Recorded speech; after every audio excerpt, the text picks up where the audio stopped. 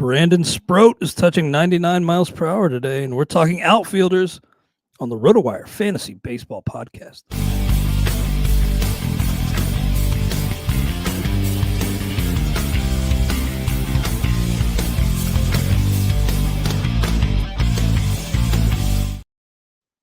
Welcome to the RotoWire Fantasy Baseball Podcast. I'm Clay Link of RotoWire, here with FSWA Hall of Famer Todd Zola. We are brought to you by Fantrax. Good to have you with us today. As I mentioned, a large portion of the show will be spent discussing our top outfielders on the board for 2025. But as I mentioned, Brandon Sproat of the Mets flashing his stuff already and impressing this spring. And I have to tell you, Todd, he's kind of entering into that 15-team endgame mix for me. No, guarantees, but this Mets team already down Frankie Montas, Sean Manaea. This depth is already getting tested, and Sproat kind of, to me, I mean, he struggled at AAA last year, but really good at AA. 24 years old. I'm kind of getting a little hint of 2018 Walker Buehler, Jack Flaherty here. I mean, I think there's quite a bit of upside in the end game with Brandon Sproat. I think it's unfair to call him a pop-up prospect last year, right? I mean, people knew about it, but I do think, as you sort of mentioned, it's kind of a meteoric rise, at least through AA. He's excellent at AA. You're right, and you mentioned he's 24. We're not babying a 21-year-old arm.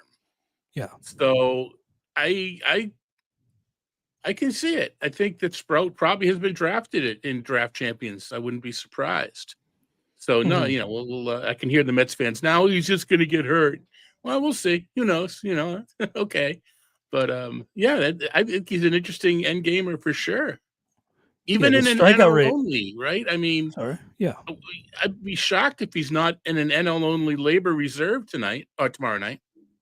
Oh yeah, I think definitely an NL only, and the strikeout rate really fell off after the move up to AAA, and the results suffered. But who knows? This is a guy who's got a talented arm, and he's got he's got the fastball, slider, curve, changeup, cutter. Command is a bit of a question, but that heat, quite appealing for Brandon Sproat. And man, this Mets team, and they're going for it obviously, but they're going to need some help in that rotation, and it's already clear that they're going to have to test that depth pretty soon. So yeah, I'm kind of Sproat's a guy who's moving up my board for sure.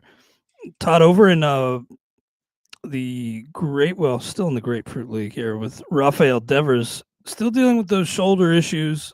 He's been adamant that he's going to be the third baseman, but Chris Cotillo suggesting Devers, as a result of these shoulder issues, could start at DH. And he seems to think Christian Campbell will be in the mix. But how do you see this playing out? Do you think Devers, where we're at in spring training, is probably leaning or pushing closer toward being the DH than being ready for third base on opening day? I think I agree with half of what Cotillo said. He's from Mass Live, which is it's not a fan blog, but it's not a ESPN or Yahoo or CBS either. So he's reputable, or we wouldn't be talking about him. But I'm not convinced that Campbell's going to be I think he has a chance, but I'm not going to say that Campbell's going to win the job. I think you still have got David Hamilton. You still have got Vaughn Grissom. And the benefit of having Campbell break camp is that if he wins Rookie of the Year, there's a draft pick in it for the Red Sox. And, Jason Dominguez, Jackson Jobe, there are favorites, but I don't think any of those guys are, it's not even worth it, because they're foregone conclusion guys. I don't think that's the case. So I can see it, but I'm not predicting it yet. I'm still hedging on Campbell's playing time. It's been fun to see Roman Anthony, Christian Campbell, and Marcelo Mayer, and he's in that lineup quite a bit this spring. Mayer, he seems to be getting some buzz. Well, he had kind of lost a little luster. Yeah. How can at 20, 21, 20, you lose luster? It's so weird. But that's just the way we are. There's so much information, and we see everybody now. It's just, what have you done for me lately? When a prospect it's weird. It's not just Mayer. It's a lot of prospects just have a bad half a month and suddenly they're not a prospect anymore. They come back. Yeah, it seems like those three are kind of. Well, I saw them like in the top third of the order altogether the other day, and just getting a lot of time together. And it seems like maybe a part of the core for the Red Sox for the years to come. Zach Neto ruled out for opening day. He's also dealing with a shoulder issue coming off that surgery. The difference is right. This is it's just an elongated recovery. It's nothing. Devers was concerning. Neto he's just not ready yet. Yeah, although the expectation is that Neto will be available to make his debut in April, so that's pretty good news, I'd say, overall. And then Jordan Westburg has been out of action for a while. It was kind of conspicuous by his absence for a few days. And then we got word that he is dealing with lower back soreness. Did some light throwing today, but you look at the ADP and Westburg, the number 4 second baseman off the board after his all-star season last year, which may be a little rich for my blood. Do you think this, there's no real concern about his opening day availability right now, but do you think Westburg maybe slides a little bit as a result of this issue? I'm a little bit down on him, not down on him as a player, but there's just so many options in Baltimore. Mm-hmm. And I'm not saying Westburg's not going to win a job and play a lot, but like you said, like fourth second baseman up the board, that's pretty high. You got Mayo. You've got. I'm almost starting to spout the Cincinnati guys because you can make the same argument. It's kind of the same scenario.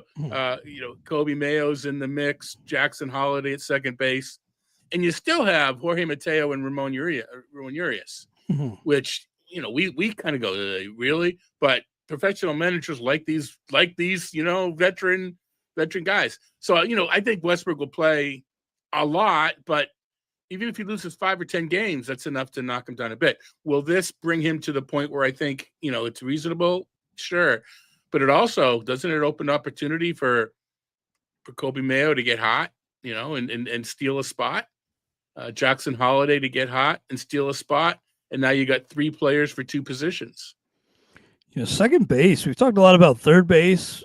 Second base is kind of tricky this year. After you get behind Ketel Marte, Jose Altuve, Ozzie Albies, Westburg, Semien, McLean, who was missed most of last year, Luis Garcia, Bryce Terang. It gets kind of hairy.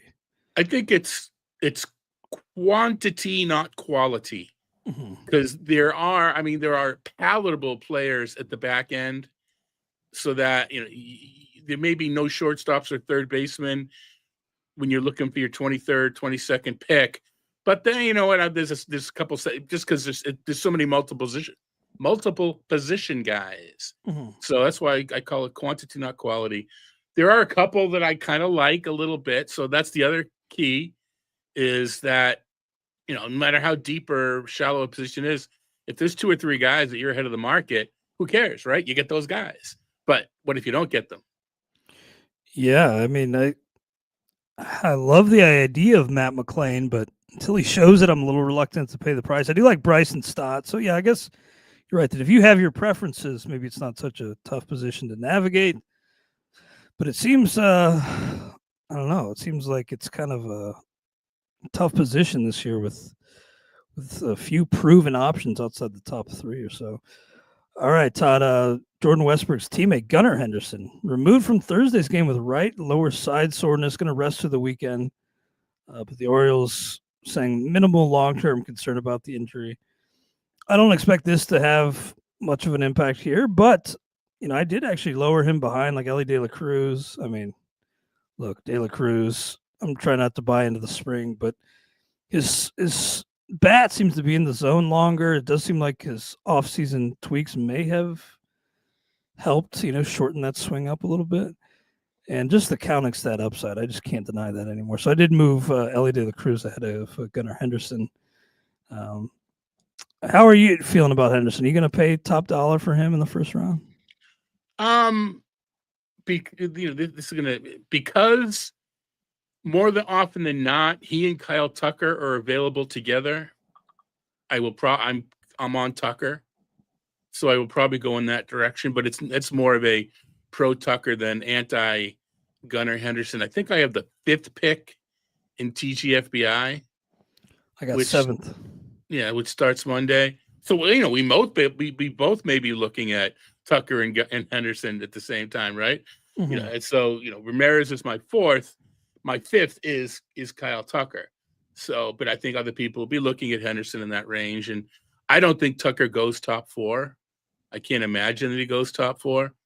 So, that's probably who I will be starting it off with, and be, live with it. Yeah, I know you've always been high on Kyle Tucker, and I like him too. I have him 10th overall, but just not quite as high as you with the move to Chicago there on Tucker. All right, well, let's get into the bulk of the show here momentarily. Our top outfielders, we each got our top 25 here, and then some who just missed the cut on that top 25. But real quick, we will pause briefly for a brief prepaid word from our sponsors.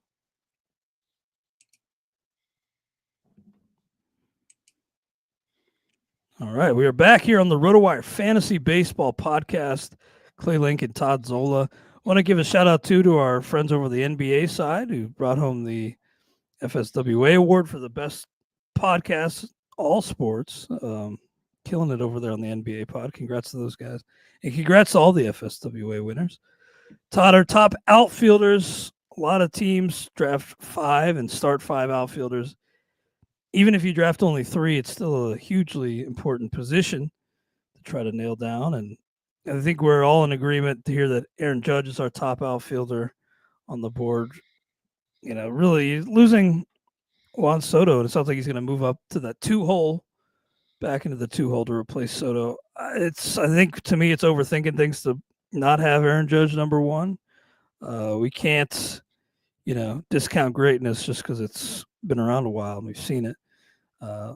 Still a high floor and the highest power ceiling probably in all of baseball. I have him number 1 overall, let alone number 1 in the outfield. Yeah. Wow. So, yeah. I think that the reason that he's, I think he's injury prone. I'm not saying he's immune from injury, but he had 158, 155 games 2 of the past 3 years. And the 3rd year, it was when he, had that sprinkler incident in Dodger Stadium. He missed, I think, 7 games other than that. So there's the warning, right? He is a big guy, could pull a muscle. But I think he's being penalized too. Being penalized what? From being drafted 3rd instead of 1st? Big penalty.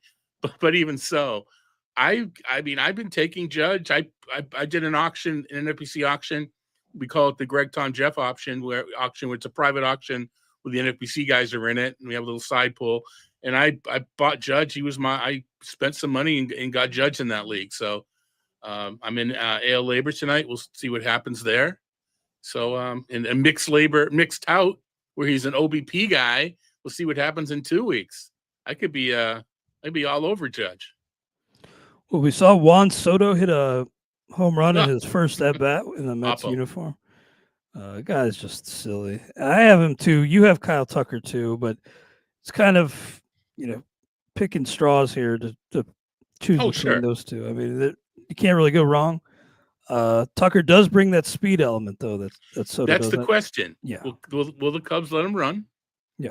Yeah. I mean, you didn't. I mean, you live where you're not a huge Brewers fan, but you're aware of the playing. And Craig Counsell will let guys run that have a good success rate, and Tucker does. So I'm not worried about that. Anytime a guy leaves up one place and goes to another, that's is he going to steal? Is he going to steal? Is he going to steal?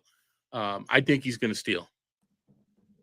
With me, Tucker, the only thing that kind of is lingering for me is that shin issue, which we didn't know that it was a fracture until he was on the verge of his return many months later.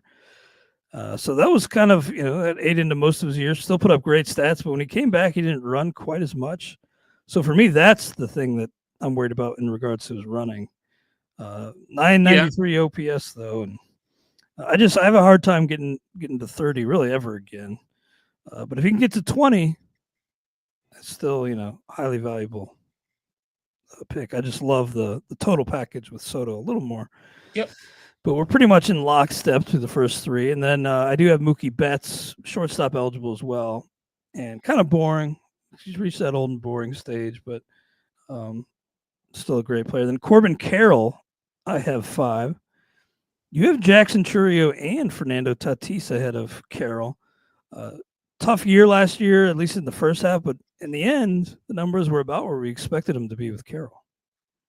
I look at Julio Rodriguez and Corbin Carroll, and I have a little bit of, I don't so much FOMO necessarily, but I just think, we don't joke about this. Sometimes it's the best thing to do is look at our rankings from this time last year.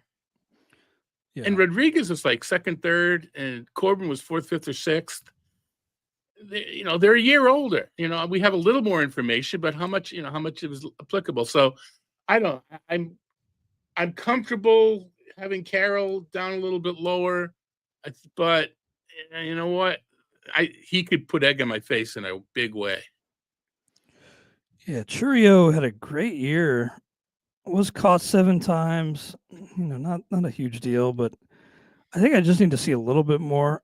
I do think, sky's the limit with Chourio. Did what he did last year, only 20 years old.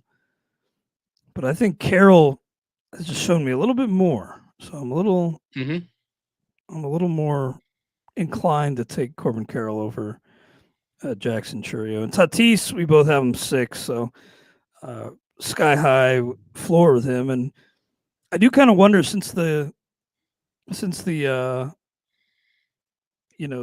PED suspension and then the wrist injury, he hasn't quite been the same player. But I assume that your projection is mostly considering just the last couple of years. Yeah, it's who you expect him to be moving forward. And I think there's a little bit of growth in there, and he's saying the right things, doing the right things. So I'm a little, I guess I'm cautiously optimistic that Tatis is going to return. Probably not quite as much as he looked like he would run early in his career, but we can say that for almost everybody. Mm-hmm. Yeah, good point. And then Yordan Alvarez, who still has that outfield eligibility, thankfully. I have him 9. You have him 8. I mean, love this guy and his power. Does kind of have those lingering knee issues and health concerns, but plus the lineup around him will be a little bit diminished. But still, I don't think you can go wrong with Yordan Alvarez. And Jarren Duran, we're pretty much in lockstep. I have him 10. You have him 9. And then if you put bets in there for me, you push everybody down one. Yeah, true. True. I mean, we're not. This isn't like a Sabre conference we're dealing with here. So yeah, roughly. Well, I moved Jackson Merrill behind Michael Harris today on my list. You have Merrill a few spots ahead of Michael Harris. Jackson Merrill had a great season. I was able to benefit in a few leagues, and that was great.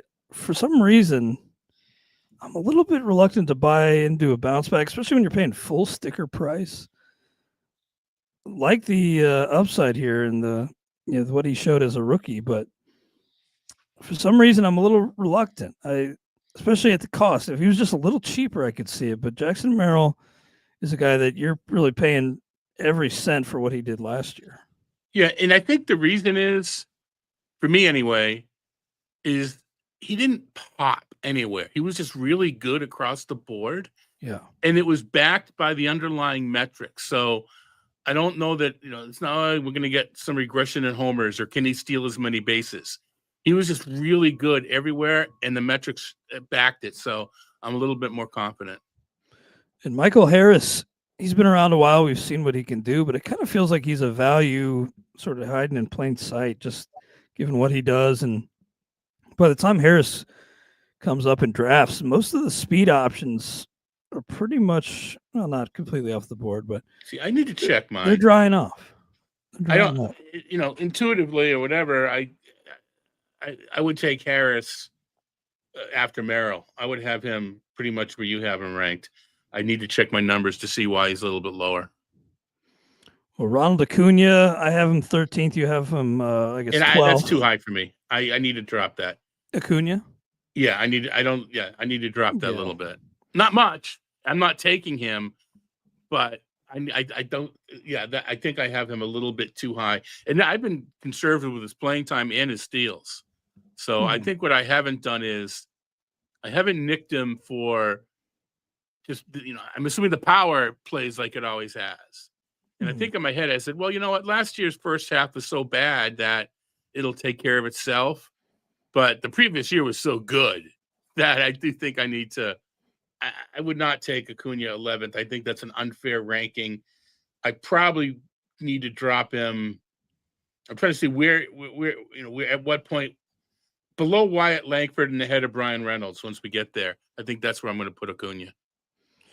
We talked on the show a few weeks ago about how Acuna said that he was planning to, quote, take it easy on the base paths. And you kind of said that you'd already kind of tempered expectations with regards to steals. So you weren't, adjusting things further. But, him already publicly saying, hey, you guys, pump the brakes a little bit on the steals. But taking it easy, like we said a couple of weeks ago, he stole 70 bases. What is taking easy? 50? Well, back 30, in 2020. 20, Yeah. So yeah. I think Jeff's even more conservative than I am as far as the projection goes on Acuna. Jeff Erickson for the site. Yeah. Even though I'm a little bit lower than you on Acuna, I think before our next update on the roundtable, I'm also going to have to lower him a little bit because you really want to spend a second, third round pick on a guy that you're going to have to swap out of your lineup immediately. I mean, some of these guys are going to have to either way because they're going to get hurt over the rest of spring training. But the guy that you're going to have to swap out for at least a month. Well, not the corollary, but the point there being, you are going to put someone in his place. True. And it's early in the year. You're going to put someone pretty good in his place. So in theory, better than maybe picking someone up in July, right? Unless someone pops up that month. So the point though is this goes down, more game theory or valuation is, all right, the pricing of Acuna assumes he plays all year, but he doesn't. So what if you take a month's worth of stats from a replacement level player, dump them onto Acuna's numbers, rerun the values? Where does that come out? That's kind of where you pay for Acuna. You're paying for the draft spot. You're not paying for Acuna. You're paying for the draft spot, and you're just putting Acuna on it for hopefully 5 months. Someone else is going to be that 1 month. So if you think about that way, and who's it going to be? I mean, what outfielders are being drafted like really late? Who's like Uncle Ted mentioned Profar, which if you have a he's going a lot earlier than that. Profar's true. Profar's in the middle of the draft. I'll take a look, but I mean, as far as we're looking at a Matt Wallner, I don't know, something, Gerard Encarnacion, Dynasty Lowell, someone like of that you're taking in the 23rd, 24th round that you're going to get to use. We're talking 15-team leagues. So you know what what about Kelenic? Because he's going to play. You know what I mean? I'm done with that. All right, but I'm just saying he's going to play for a month. Yeah, well, maybe. At least that's the theory anyway, right? If you're done with it, I understand why you're done with it. Yeah, it's a little clear. I get what you're saying, but a lot of those the variance on those late round players is so much greater that I think in practice it's a lot tougher than in theory. So I mean, teach their own, but there's 2 reasons why. I mean, it's the boring, the David Peralta types. Maybe Jock Peterson doesn't play outfield, but that's the type of guy we're looking at. Anyway, Jesus Sanchez mentioned in the chat. He's again much earlier. Mm-hmm. Yeah, I hear you. Maybe in shallower leagues, but so to recap my top 13 here: Aaron Judge, Juan Soto, Kyle Tucker, Mookie Betts, Corbin Carroll, of course, outfielders only here. Fernando Tatis, number 7, Julio Rodriguez, Jackson Churio, Yordan Alvarez, Jaron Duran, Michael Harris, Jackson Merrill, Ronald Acuna. Then I have Teoscar Hernandez. You have him 1 spot higher, so we're pretty much in lockstep here. I just feel like Teoscar, man, kind of underrated, very much underrated in the wider baseball world. Coming back to the Dodgers, second on the team to Ohtani in home runs and RBI last year, sliding back into that cleanup spot. I get that there are some, the swing and miss, but he's always been able to overcome that. and just in such a great situation where he seems to be beloved by his teammates, and always seems to fall just a little bit further than he should. So I expect to end up with a lot of Teoscar this year. Yeah, no, I absolutely agree. Cool. And then I have O'Neal Cruz 15th. I'm thinking, well, he's got a dual eligibility, but I have him on my outfield ranks here, and I like him. Pittsburgh, though, just kind of has a little bit of a. I just don't expect the offense to be very good. They have Brian Reynolds, who's good too, but and I do think O'Neal Cruz has upside from what he's done still to this point. 21 homers, 22 steals last year, but he still has never posted an OPS above 73 in a full season. So, and last year was really the first time he's exceeded 100 games. So I'm a little. I think maybe this next update I'll bump O'Neal Cruz down just a little bit. I haven't ranked at shortstop, but in the outfield rank, he would be on the border. He would be like 26 for me. If I'm doing them well, because I don't have Betts and Chisholm in there, he would be like 28th or 9th. But you talk about OPS. He also hasn't proven he can stay healthy. I know last year he didn't miss games because of injury. He missed a couple games because of the transition between the two positions. But even so, I don't know if he's proven durability yet. We got an update on James Wood. Health update on him is pretty positive. He's expected to serve as the DH on Friday. So going to get back into some spring action here. Been dealing with some left quad tendonitis, which is not what you want to hear from a guy that you're looking for steals from. Right. Plus, his efficiency was pretty rough last year. Right. But still, 21 years old. As long as he makes it the rest of the spring unscathed, I'm going to probably pay top dollar because, high-end prospects, nice combination here of power and speed. What about you? Do you feel like maybe he's being overdrafted a little bit, James Wood? Little bit. I have him in the 20. He barely makes my list.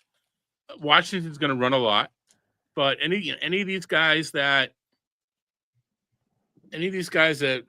primarily are stolen base specialists, if you will. He's more than a stolen base specialist, but I need, if I'm counting on his steals, I need to be a little more confident that they'll be there. So I have him a little bit lower. And then Wyatt Langford's a guy I moved down a little bit. I had him inside my top 15 outfielders before, but now I have him 17th. I still like what he has to offer. Uncle Ted mentioned in the chat that didn't have especially good numbers last year against a right-handed pitching Langford. Also hurt right now, but he did resume some light baseball activities Wednesday, Wyatt Langford. A mild left oblique strain, said to be feeling great at this point, but he missed a large portion of last year too, and not a huge portion. He played 134 games, but until he proves that he can be, 145, 150 game type of outfielder, I think I have to pump the brakes just a little bit on Wyatt Langford. Still love the talent. Yeah, no, I have him right with you because again, I have a couple of guys that aren't listed, so I'll push them down. You mentioned the right-handed pitching. Another small sample analysis, if you will, with Langford is he fared much better once he was playing outfield than he was designated hitter.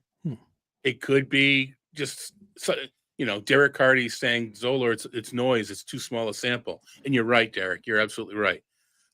However, there is some empirical or anecdotal thought process that some players hit better when they're in the field. So I think there's an opportunity, there's a chance that might be the case. A guy like Langford, very competitive, always been the best, on the field wherever he's played.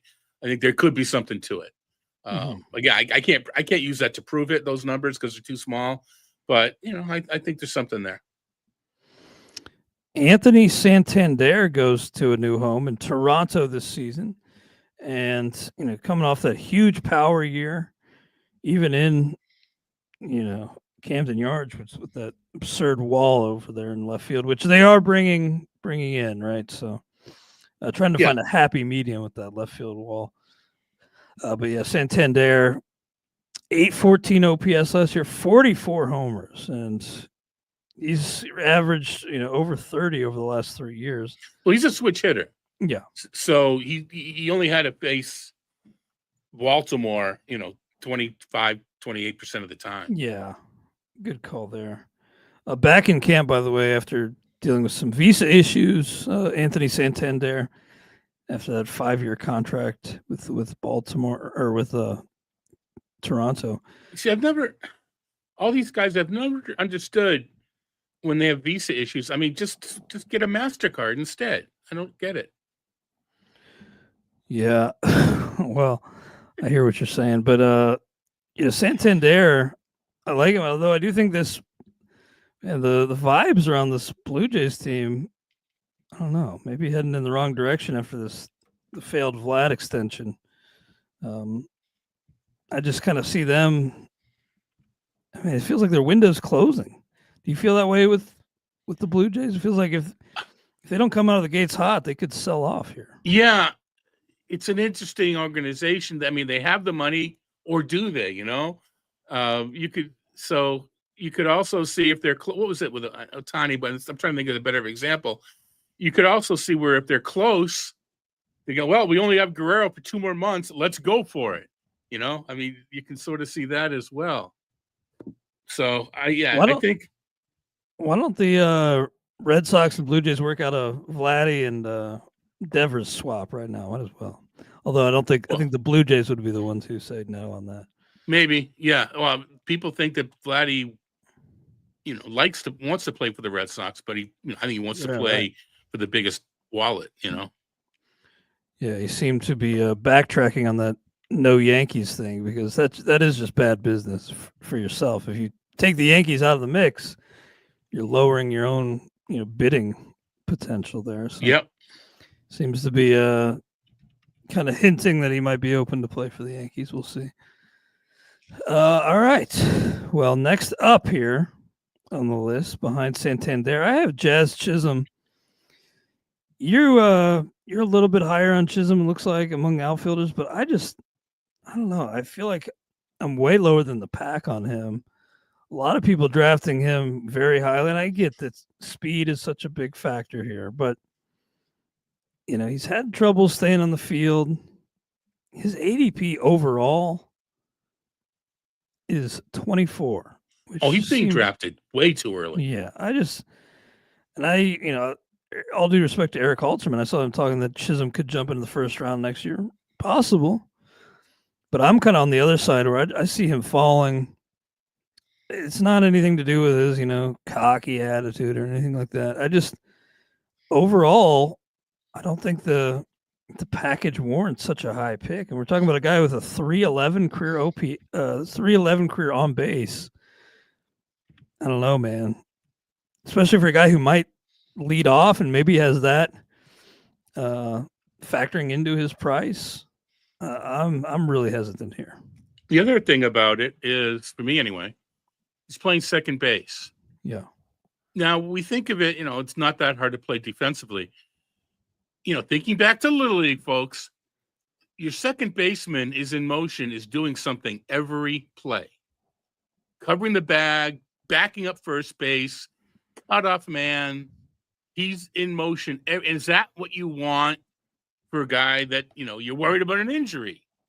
So yeah. I think that third base, you turn around, watch the ball go down the line, you cover the base.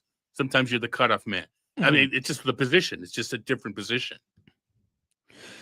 Yeah. By the way, Uncle Ted mentioned in the chat that Jazz could get second base eligibility and add that to third base and outfield eligibility, which helps. That's nice. It's not nice. Enough. It doesn't skyrocket like I just reported. Yeah. In today's game, with so many multiple eligibility players, it does an extra eligibility. Of course, it helps. It doesn't skyrocket anybody unless you're eligible to catcher. Yeah, helps for sure. I mean, 3 position eligibility would be really nice, but that's not enough for me to push him up to where he's going. Yeah, he can be overdrafted at 3 positions. Yeah. Plus, this kind of brings into the question. It took me a second that was a good one. Kind of brings into the question of real life versus fantasy. And I think in the early rounds, you can't just be thinking counting stats. You have to really think about plausibility and the real life skills. A guy with a 311 career on base and the injury issues he's had, I just think those real life deficiencies take away from the fantasy appeal and create more downside than I'm willing to accept at that price. Yeah, I think he's being drafted high, Jazz Chisholm, because of the third base. Third base is just a wasteland. Later on, I think people third base. Ty goes to the third baseman for me. Doesn't go to Chisholm, but Ty goes to the third baseman for me for sure. It's just there are fewer. Everybody sees the pool differently. There are fewer players I like later at third base than any other spot. Interesting. Okay. Well, maybe we'll have to make. I know you're off next week for the pod, but maybe we'll have to make third base the topic of discussion later in the spring. Seiya Suzuki, I have at number 20, even here on the outfield ranks.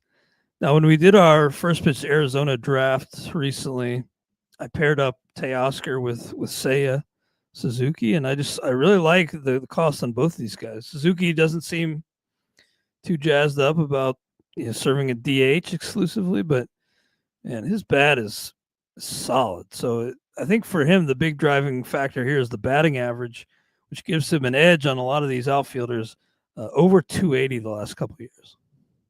Yeah, I mean, talking about Devers moving positions. When you got Ian Happ, who's really good with the glove, PCA, Pete Crow Armstrong, who's a human highlight reel, and Kyle Tucker, you don't have much of an argument. You want to play, you're going to DH. Yeah. I mean, could always be a trade, but I don't think it really matters with him because that bat's so good. He's going to play somewhere. Yeah. Wherever he is. Now, I already found one that I got to make an adjustment on. Luis Robert. The athleticism anyway is high, but the baseball skills, I don't know, man. He just hasn't been able to put it together. Of course, the team is a disaster. Had that great 2023 season, but then a big step back last year. I mean, gigantic. His OPS fell by an even 200 points. So aside from 2023, it's kind of been hit or miss, and that's kind of what I expect more of the same. This year, injury issues and a trade looming. If he's traded before opening day, maybe it helps, but I mean, this White Sox team this spring has been showing that, they're every bit as bad as they were last year. I mean, they were doing some prop and stuff like that, writing up prop bets, etc. I mean, gravity you would think would put the White Sox up. They can't be that bad until you look at their team, and you could, wow, they could be worse. It's just, it's just so ugly. And now they're down. Whatever stringer you guys have doing the White Sox games, White Sox depth chart gets a hazard pay. It's ugly. Oh, it's so bad. And yeah, I guess Benintendi is saying that maybe he could be ready for opening day, but they already got him hurt. Ugh. I mean, not that he was any sort of superstar, but he played well second half. He played well. He did play well. People that picked him up, sometimes you pick guys up because it's the only guy available. It's part of our game. And he did really well, Benintendi, down the stretch. Good point. Benny Biceps, is that the nickname? Maybe in fantasy land, but not in real life. Real quick, we had a question from Paul in the chat wondering about a franchise tag sort of deal he has in his league. You can only franchise one offensive player. Wondering about Jazz, Chisholm, or Matt Olson. Let me see where I know I have Olson ranked higher overall. Let me just see my exact ranks here. So I have Olson actually 27th, and then Jazz 76 overall. So for me, that's Olson. Yeah, I know that he doesn't bring you that speed element, but I think what he does offer is more stable. Yeah, I don't know what the rules are as far as franchise player. I mean, if I hope it's a deep league. I think I'd want a better. I think I want a better first player, but depending on how the league goes, maybe a really good pitcher. Yeah, good point. Well, let's pause briefly, take care of a little bit of business here. A word from our friends over at Fantrax and at Edge Boost. Fantrax, if you don't know, is the most customizable fantasy platform in the industry, offering the greatest fantasy experience for your dynasty, keeper, redraft, and best ball leagues. Coming from another service, Fantrax makes it easy. Fantrax can import any of your current leagues and customize if needed. Fantrax offers the most in-depth player pool in the industry, offering minor league players. Do you need a customizable commissioner service for your fantasy league? Fantrax offers more customization than any other platform. Waivers, categories, scoring system schedule. Fantrax offers custom solutions for all that and more, and it's all free. Sign up for free today and be entered to win an official MLB signed jersey from Vladimir Guerrero Jr. Simply go to fantrax.com/rotowire and sign up today. That's fantrax.com/rotowire. Fantrax, the home of fantasy sports. Also, have you ever had your credit card declined, credit or debit, and had to call the bank at 3 a.m. in Vegas? Edge Boost is the first consumer-facing online bank dedicated to the gaming industry. There are numerous benefits to using Edge Boost. $250,000 per day in debit deposits, unlimited withdrawals, cash back on sports betting, DFS sweeps, deposit $25, get $25, 100% approval for all gaming activity, financial segmentation for discretion and responsible gaming. Compatible today for prediction markets, iCasino, DFS, sports betting, lottery, brick and mortar casinos, horse racing, and sweeps. No transaction reviews or account freezes. Visit edgeboost.bet today and use promo code ROTOPOD. That's promo code ROTOPOD. We appreciate their sponsorship of the show. Back to our outfield ranks, Todd. We have that next roundtable update coming, and I'm doing some tweaking to my ranks as we review these. And Brian Reynolds, I have 22. Kind of boring. You have him higher. It feels like he dips in drafts to a point where I'm, eager to take him. Then he usually goes like one spot ahead of where I want. So I'm not willing to pay full price. And every time I'm hoping for a discount, I get sniped on him. But I do like the overall package. Love what he brings to the table in terms of, stability and batting average. Not like a sky-high batting average, but maybe some room for upside. He did hit 302 back in 2021. So I just like what the rather boring but cross-category production is nice and stable. So, he gives me some peace of mind if I'm able to draft Brian Reynolds. No, absolutely. And I tend towards the boring guys. So I'm with you there. Then I have Bretton Doyle right behind him. Doyle now, how old is he? Is 26. So still pretty young. I saw Bryce Harper giving him some praise the other day on social media, and 23 homers, 30 bags. It's really all about that Coors boost, which should, in theory, prop him up, right? It's about the Coors boost, and it's about hitting leadoff. And it's also, the glove is great. He's playing. There's nothing. I basically, do I am too high? I'm 13. I don't know what I do. I'm a little. I think he's a great comp. This time last year, Nolan Jones was in the 4th round. Yeah, what happened to him? That's the name I was thinking. It's kind of, but could go the route of Nolan Jones. There was more strikeouts out of Jones's bat, I think. The thing with Doyle is anytime the skill improvement, in this case contact, is so huge, you just don't know. It's going to be hard to keep it. How much is he going to give back? But like you said, Coors helps. The defense helps. You know what? Colorado's going to score some runs this year.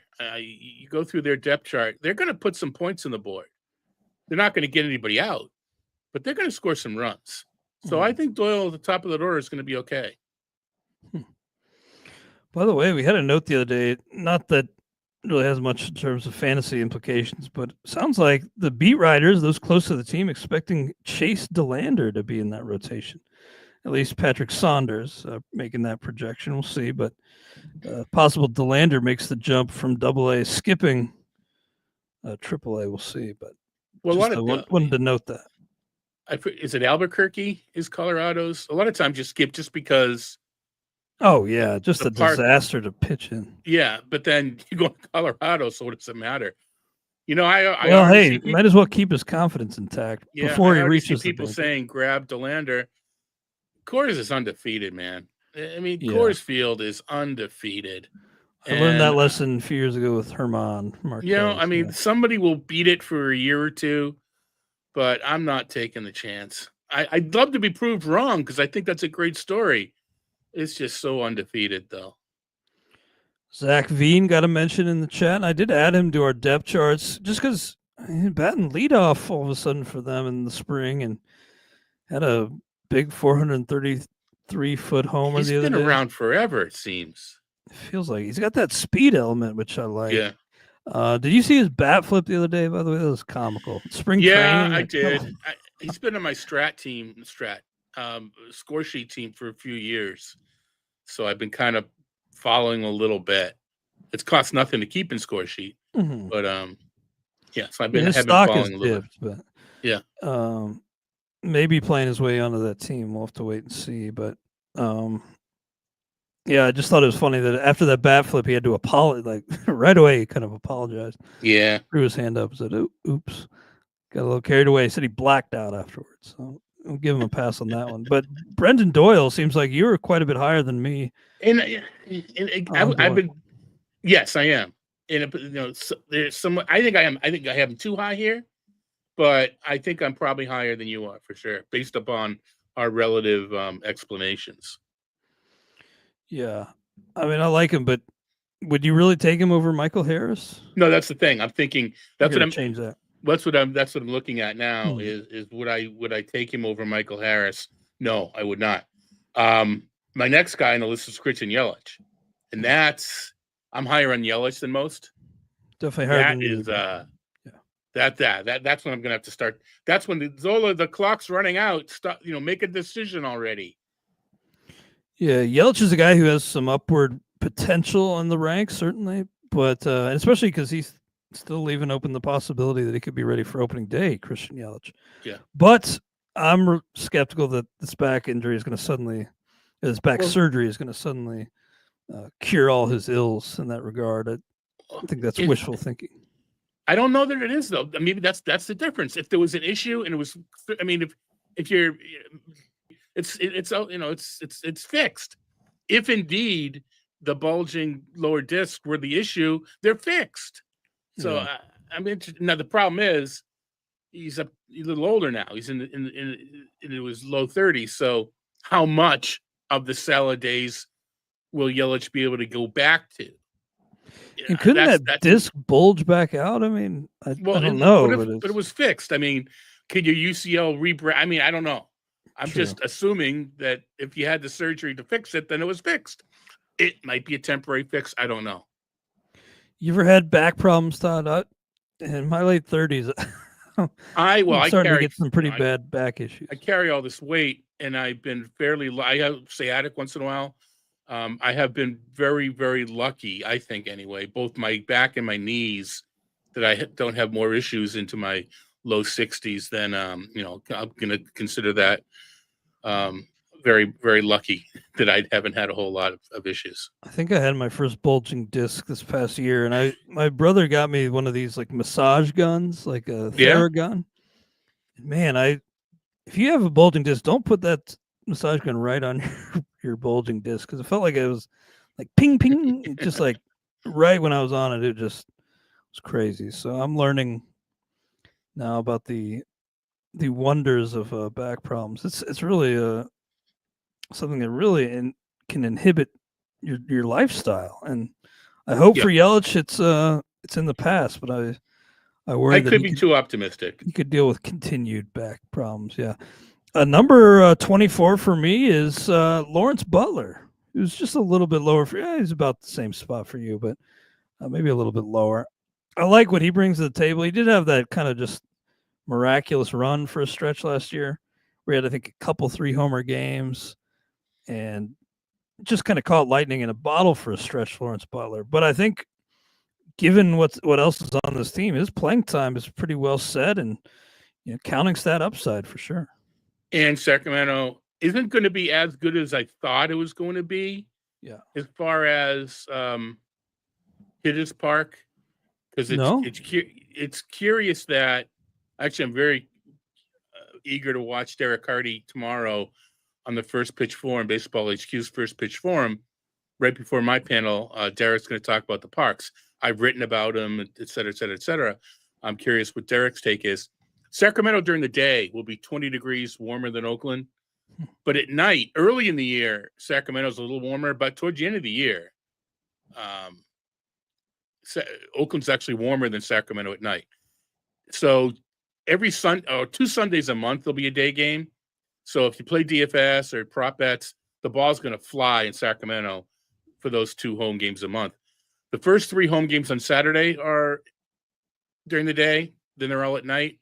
During the week, they're all at night. So the temperature difference isn't quite as stark as I originally thought. It's still going to play. Sacramento will still play more hitter friendly than will the Coliseum. The hitter's eye has got to be better, less foul territory. But the temperature difference isn't as stark as I originally thought. Well, yeah, 60 game span last year. Lawrence Butler hit 316, 361, 611. Pretty amazing.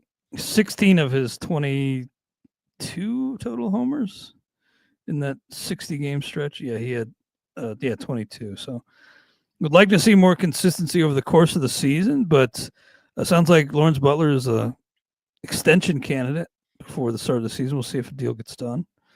But pretty clear that the A's, they want him to be a part of this long-term picture. Well, this time last year, they had brought, the late Ricky Landerson, but they brought Henderson in to work with Butler. That right, this time last year told me they want Butler.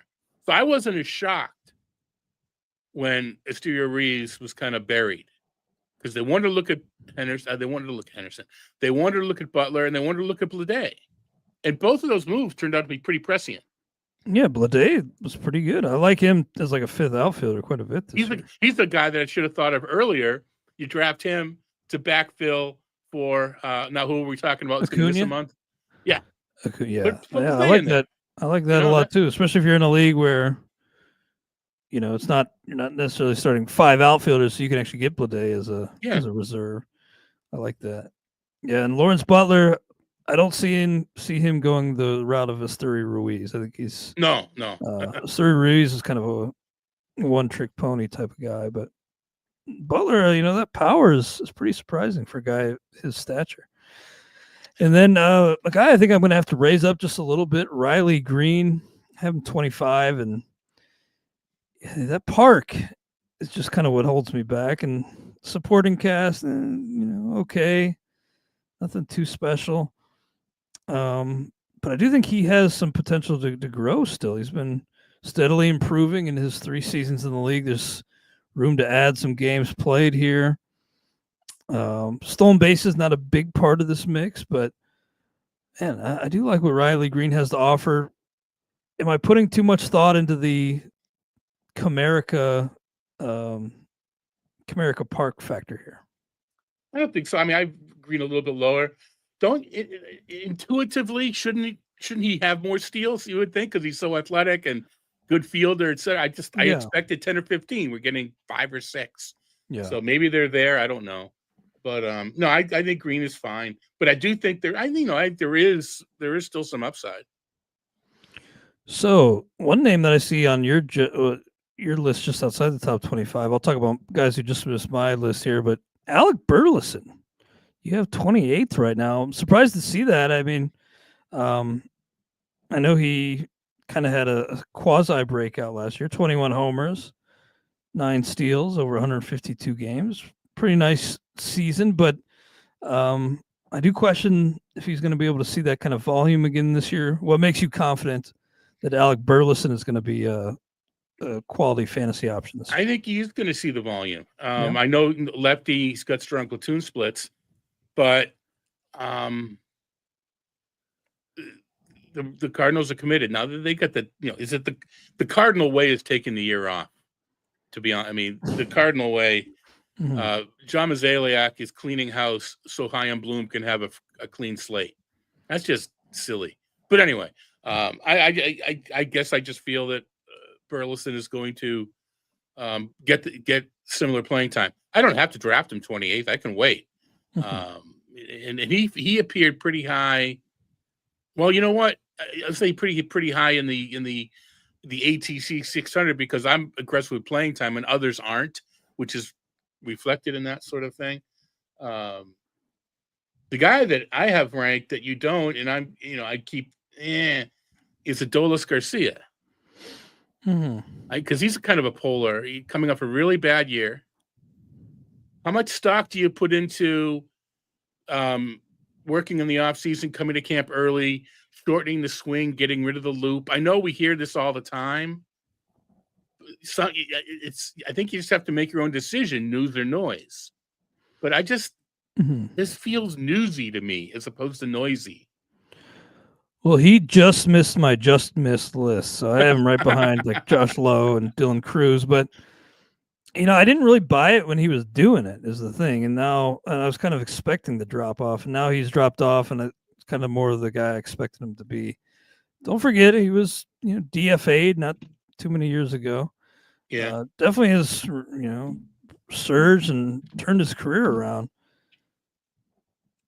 I don't know, man. I think he's closer to being the guy we saw last year, far closer to that than the guy we saw in 2023. Still a decent option in the outfield, maybe as an outfielder 2 or 3, but not in my top 25. I just can't. Yeah, I guess I'm just, more optimistic, I guess. Struggles against right-handers, as Ted pointed out in the chat. Well, what we needed, Ted, you're looking at splits of 1 year. True. He was the year previous 826 against right-handers. So you just can't parse a sample like that to make an argument. It's you got to look at the big picture. Somebody was asking on the HQ forums, I forget who it was, asked about a player. He says, if he does well in the spring, I might keep him. And he's got 2,000 professional at bats. Wouldn't you rather look at those 2,000 professional bats than how he does in the spring? Anyway. Yeah, I hear you. Well, on my just miss list here outside the top 25, I have Randy Arozarena. And look, he's gone 2020 every year since he had that huge breakout in the postseason back in, I think it was 2020. But I do worry about the volume a little bit with him because of defensive issues with Randy Arozarena. I think those will eventually probably start to cost him playing time. And as we talked about last week, just how extreme, not Safeco anymore. What is T-Mobile? T-Mobile. Just how extreme that plays for pitching. I was looking at the Bat X projections, and they still like Arozarena, and I get it based on the volume, but I can't really highlight him myself as a real value on the board, just given that there are some factors that are going to be tough for him to overcome, including that park. Keep in mind, though, I mean, all right, I have him around the same point because, again, I missed some outfielders that are multiple position. We both have him 25 to 30. That's a second outfielder in a 15-team league. True. That's still a pretty good player, Oh, yeah. All these guys we talked about are that's quality. Still an outfield 3 in a 12-team league. So, we're just talking relative to these other players at the top. Being a top 30 outfielder is still a pretty darn good, status. Yeah, true. And again, another guy who kind of fits that same narrative, at least in terms of maybe some playing time downside, Nick Castellanos. You have him just just outside your top 25. Yeah, when you add the couple, yeah. I just, they've been trying to trade him. Seems like a great clubhouse guy. I mean, as a Reds fan, I really enjoyed our time with Castellanos. And as long as that playing time is there, it should be decent. But 162 games last year, there's only really one way for him to go, in my opinion. And I think the price is a little steep for a guy who's decent, but again, might have some sneaky playing time downside, like Randy Arozarena. The good news is, for me, I don't have to draft him as my second outfielder. I look at the market and say, this is where I play some numbers wise, and I can play ADP chicken. Yeah, good point. I mentioned Teoscar as an underrated outfielder. I think the same can be said for Ian Happ, who I have behind Randy Rosarena. Nothing too exciting, but he's really settled into left field, become a Gold Glove left fielder. Just a steady option. Just not somebody who's really appealing when you push comes to shove. You don't love hitting that draft button, but could hit leadoff, and you feel good about it. Hap. Yeah. Yeah. Borderline top 20. He gets those. When we talk about, building a little bit of steals here, a little bit of steals there, doesn't he get like 10 or 12? He's the kind of guy that you want. You need 3 or 4 of these guys that can get you low double digits. I'm going to look it up real quick before the chat calls me out. Yeah, 13 projected last year. 13. That's those are where you build your steals. Is you get 3 or 4 guys with 13, and suddenly you get 50 more than you thought. Yeah, I think that's probably the way to go. Aside from, as opposed to, chasing those steals so early. I think I'm going to try to do that more this year. Just 10 here, 10 there, because that just diversifies that portfolio so much and makes you so much less susceptible to, one guy goes down, then you're SOL. Right. I mean, you're going to need a 20 or 30. You're going to need a couple guys that steal a lot of bags. But these are the guys that supplement. You're gonna draft 100 steals out of 4 players, but you still need 150. This is how you get the other 50. That's all. Well, a lot of the projection systems, most that are on Fangraphs anyway, projecting Dylan Cruz of the Nationals for between 25 and 30 steals, and that's a guy who you could get in this range to help boost that foundation there. Where are you at on Dylan Cruz? Do you think the total package with him warrants a spot this high in the outfield ranks? Yeah, again, it's kind of the same thing with Wood. You just did actually where I got him 30, 35 or so, which is kind of we're in the neighborhood. So I think that this is the top outfield 2 or outfield 3, probably outfield your third outfielder. There's some there is some risk, and again, anytime that you're counting on steals, and there's some risk there too. But I kind of see it, and they're committed. Washington's committed to using Cruz and Wood, and I mean, talk about steals. Jacob Young in center. You don't love drafting Jacob Young, but he's going to run. Yeah, true. Well, great stuff on the show today. Uncle Ted mentioned switch hitting outfielder Gustavo Campero in the chat. Not actually a guy I know much about, but that kind of leads me to my last question for you: is if you have any sort of late outfielder that you're eyeing up, anybody who's kind of the apple of your eye right now in the outfield, who's lower on the list? At one point, I think I mentioned them all already. Okay. Matt Wallner is someone that I am looking at, or maybe I mentioned him on Sirius XM a little while ago with James and Eric. Yeah, we were talking Twins, so I did. 35% strikeout rate, but hits the ball really hard. I will take a chance. John Kosey Noel. John Kenzie Noel, Big Christmas. Kenzie Noel. I love Big Christmas. You kidding? Yeah, he showed some athleticism. I think he can play the outfield. He could be on the short side of the platoon, but I think he could also win the job. And again, strikeouts. The other guy with the same strikeout potential, but can hit the ball well, is Jerar Encarnacion of the Giants. That's a good one. It's again high strikeouts, but the Giants need some pop. Mm-hmm. So I think that Encarnacion has a clearer pathway than Noel to playing time. I think the job is more open. I think it was at Will Brennan. There are some, or Benson. I get Benson and Brennan mixed up. There are some impediments to Noel playing full time. I think he can earn the job. I don't think it's his. He would fit more in the platoon, especially Manzardo in the mix, and Encarnacion. They both need pop, right? The Guardians and Giants both need pop. Mm-hmm. You would think anyway, but yeah, that's a good one. Encarnacion. Yeah, so those are the 3 that I'm kind of looking at. I'll strike out a ton though. Yeah, true. I got my eye on Andy Pages. Okay. of the Los Angeles Dodgers. I saw James tweeting about him the other day, and this kind of ties into the thought that Haesung Kim could begin the year in the minors.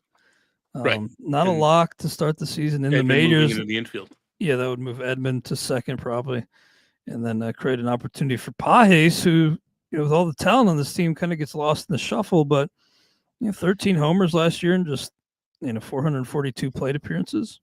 How about having Pages backfill Acuna? Yeah, I love that idea. I also don't mind TJ Friedel. I mean, this time last year, people were kind of drafting Friedel, like top 130-ish? I have him laying at 271 now, but toward the end game, I don't hate that, especially because the Reds are saying that they expect Friedel to continue to lead off against right-handed pitching. So I think interesting with the Reds, I don't know, I know you don't have an insider inside the clubhouse. Is Austin Hayes a full-timer? That's that's I'm starting to lean that way. Yeah, I think because he could be the guys he would be platooning with just aren't that good. I mean, or not. So I think that Hayes could earn himself full-time run. Yeah, don't forget that left field porch too in Cincinnati is just so short. So I don't mind that. I also have Jordan Walker on my list. The guys that I'm not giving up on. Jordan Walker's in there. And finally, Matt in the chat wanted to know, Matt Linfante, thoughts on Jason Dominguez. And I wanted to mention this because it's kind of a developing story, his issues in left field. For a guy that talented, that athletic, it's a little weird to see him have so many issues in left field early on the spring. You put any stock into those issues? As soon as that we are done, I'm going to run to RotoWire and look up Dominguez because I'm unfamiliar. Okay. I've escaped these notes. Yeah, I missed them. Well, I need to be on top of these, and I missed them. That's the thing. I might need to grab a new note on it because it's not like it's anything that's tangible necessarily, but he made a couple errors in the outfield, and it is tangible because he ain't going to DH. You're not going to, hey, Giancarlo, grab your glove. Yeah. So he's hurt now too. I just think. Yeah, it's a situation where Aaron Boone was like, he shouldn't have any trouble out there. Then he made another error in left field yesterday. It's like, what's going on? Yankee State, we talk about the short right field porch. Left field's pretty, Monument Park is far away. Left field's pretty far. You need a good fielder out there. Mm-hmm. Well, great stuff. Appreciate your insight as always. Hope you enjoy a week off, Todd. Replacement still TBD, but we'll get you. It'll be a spring training. Yep. Will you be at a spring training game this time next week? I'm gonna. Friday, Saturday, Sunday. No game on Monday. I'll be traveling to visit our friend Ron Chandler, and Brian Walton will be there. No, actually, we're gonna catch a game. It's conveniently. It's Brian and Ron. The Cardinals are at the Mets on Monday. Ooh. So maybe you'll see Sproat. We just worked out really well. I gotta check that. Yeah, I'm gonna start checking that. But tonight, for the interested, I'm in AL Labor tonight. It's not going to be covered by SXM Series, but it'll be talked about tomorrow. And tomorrow I'm doing a panel. I don't know the exact time, 2:45, I believe, maybe a little earlier. Talking about the infield on the First Pitch Florida online forum. Are you doing any of those? Not this year. Okay. Just so much going on, but I can't wait to, see you and others in a few weeks in New York, and everybody's doing such great work in the industry. Just proud to be a small part of it. And thank you for all you do to help here at RotoWire, and also all you do to mentor young up and coming talent in the industry. I think paying it forward, unsung thing that you do that paying it forward. Really admire. People help me. Got to help them. Well, appreciate it, guys, and appreciate all you in the chat for coming and hanging out with us on this Friday. I will be back next week with a surprise guest. Mystery guest, mystery tag partner. That's Stone Cold's music. My favorite mystery partner of all time was Yokozuna. I think when he teamed with Owen Hart. Well, that's great stuff. Appreciate it again. And we'll be back with you next week on the RotoWire Fantasy Baseball Podcast, brought to you by Fantrax.